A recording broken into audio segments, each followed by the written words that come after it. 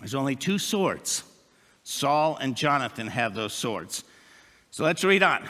Verse 23. Now a detachment of Philistines had gone out to the pass at Michmash.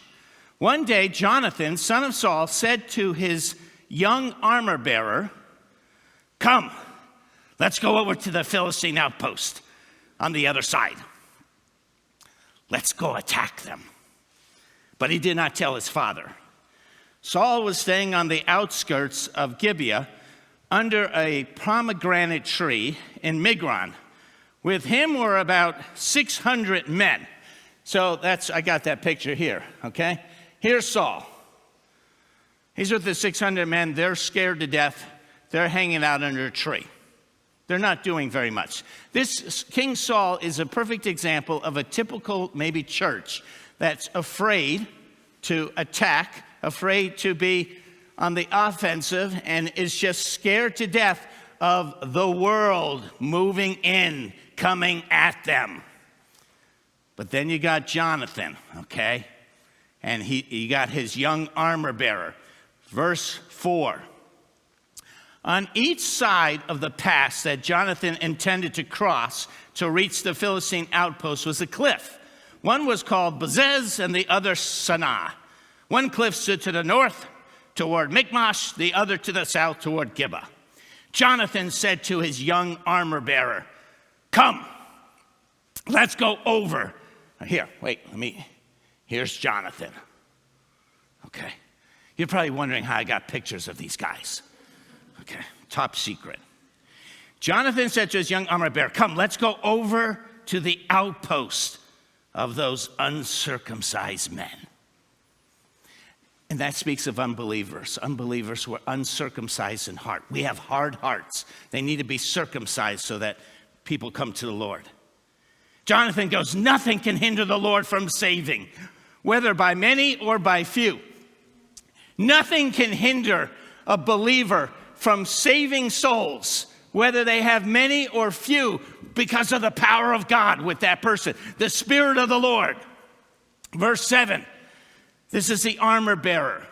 "Do all that you have in mind," his armor bearer said. "Go ahead. I'm with you, heart and soul." Okay, so that's the armor bearer. He's encouraging. I'm with you, heart and soul. Let's do it. So I got a picture here. Here's Johnathan with his armor bearer I'm with you. Let's do this together. We're going to be a team. We're going to be partners. I find it very interesting that Jesus sent out his disciples how? One by one? Two by two. I think about, oh yeah.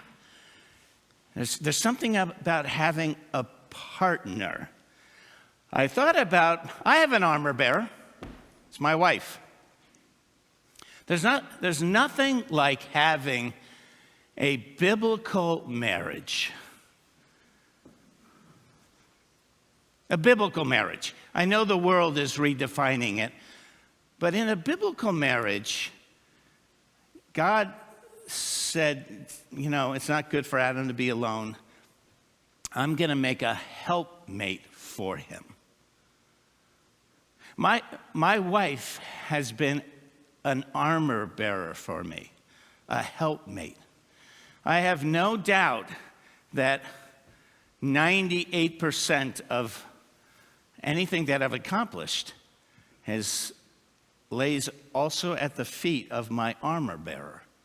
Whether it was in ministry, whether it was raising our 6 kids, whether it was saving for retirement someday.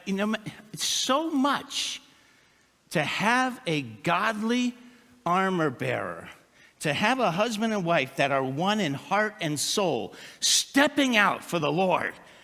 That's very powerful. But ultimately, everyone, we all have an armor bearer, and it's the Holy Spirit.